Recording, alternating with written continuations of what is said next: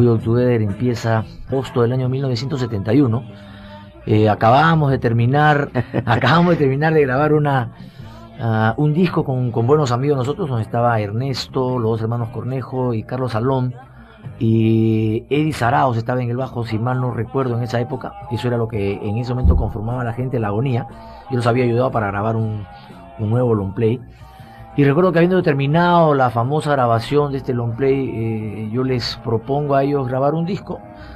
Todo esto empezó como una aventura así relativa. La idea era en realidad grabar, y recuerdo claramente que en esa época la gerencia nos comentaba que lo importante de todo este gasto, de todo este esfuerzo mancomunado que hacíamos, solamente podía satisfacerse si hacíamos una venta mínima de una cantidad de discos. Ese fue nuestro primer gran reto, recuerdo. Lo más gracioso de todo, que se suponía que si vendíamos en esa época 3.000 discos, habíamos resultado tener un éxito fabuloso. Lo más increíble de todo es que al cabo de unos 4 o 5 meses encontramos que la venta del disco superaba largamente los 3.000, y ahí empezó todo esto. En un momento, y creo que no lo mencionó Carlos, no dimos cara, nunca dijimos quiénes éramos. Presionados por el público, por el interés del público, fue verdaderamente que decidimos decir somos nosotros, seguir oficialmente y sacar el primer álbum. Hay algo importante con el primer álbum en general. Fue, si no la primera vez, de las primeras veces que se utilizó una orquesta, la parte de cuerdas de una orquesta sinfónica para la grabación de un disco pop rock. Nosotros contamos en esa época con los músicos del señor Svitulov, que dirigía la sección de cuerdas de la sinfónica. La forma de grabación, por ejemplo, cuando nosotros empezamos toda esta carrera musical, cuando empieza todo esto, la época que nosotros venimos a grabar, tenemos la suerte de conseguir que ya habían 8 canales en el Perú. Pero para que ustedes más o menos tengan una idea, en esa época se grababa todos a la vez. Entrábamos, por ejemplo, batería, donde utilizábamos aproximadamente 4 micros, el bajo, la guitarra y el teclado, o sea, el piano, porque en esa época no había todavía, nosotros no habíamos utilizado ni el sintetizador ni el Moog, recién estaban bueno, no experimental, pero en Lima todavía no había nadie que lo tuviera. Entonces era muy simpático, trabajábamos todos a la vez, y además de todo eso hay lo que se llamaban los overdubbings, que en este momento es el grabar varias veces. Por ejemplo, los coros eran grabados 2, 3, 4 veces y mezclados a un canal, porque solamente teníamos la facilidad de poder contar con 8 canales. Entonces había que tener, por ejemplo, en el primer canal el bajo, en el segundo la batería, en el tercero las guitarras, en el cuarto el solo de la guitarra, los coros, la voz. En el caso de los violines, un par de canales para los violines. Entonces era una experiencia totalmente diferente. Nosotros hicimos cosas increíbles, como por ejemplo en el solo, si no me equivoco, de esto, It's a Sin to Go Away, es un pegado a alejarse.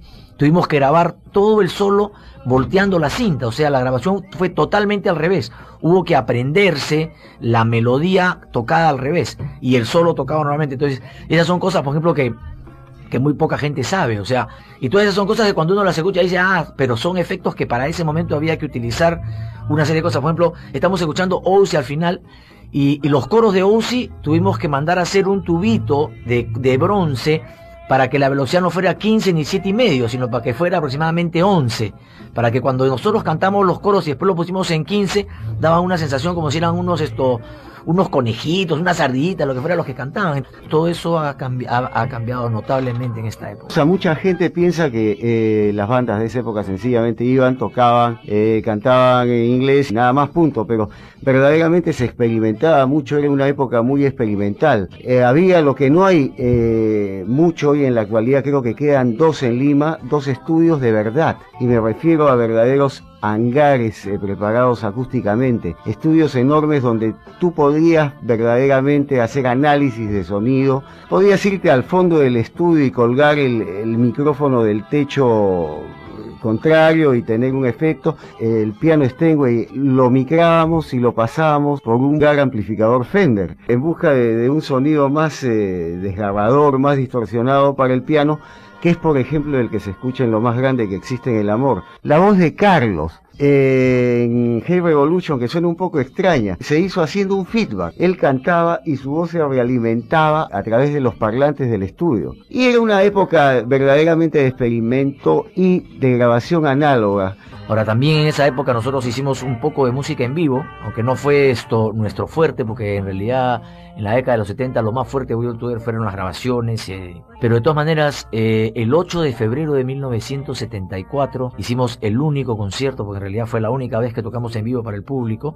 Lo hicimos en un colegio que se llamaba el Colegio de Jesús en la Avenida Brasil, y fue toda una experiencia porque ensayamos durante 6 meses, aunque ustedes no crean eso, estuvimos 6 meses ensayando. El concierto estaba tan ensayado que creo que cuando llegamos a tocar al Colegio de Jesús lo hicimos casi de memoria. Creo que errores en ese momento fueron muy pocos, fue una cuestión impresionante. Esa es una de las cosas, por ejemplo, que me causan a mí un poco de pena en la primera etapa, que no tuvimos tanto contacto con el público, que en realidad lo debimos hacer porque fue maravilloso. Teníamos todas las cosas necesarias para poder triunfar, pero a veces uno se equivoca, éramos chiquillos, había algunos que ya no querían tocar, entonces que sí querían, entonces lo dejamos ahí un poco de lado. La verdad que lo que logramos en ese momento todavía se mantiene y es lo que nos ha permitido a Ernesto y a todos los que estamos en esta cuestión musical continuar. A veces la gente pregunta por qué el inglés, por qué el castellano. El inglés porque estaba de moda en la época, seamos sinceros. Y el castellano porque es una necesidad natural, ¿no? Nosotros hablamos el idioma y no hemos dejado la tradición de cantar en inglés. La verdad no tenemos ningún empacho en decirlo, nos gusta hacerlo porque es algo sencillamente diferente y porque alguna vez lo dijo Carlos, porque lo podíamos hacer.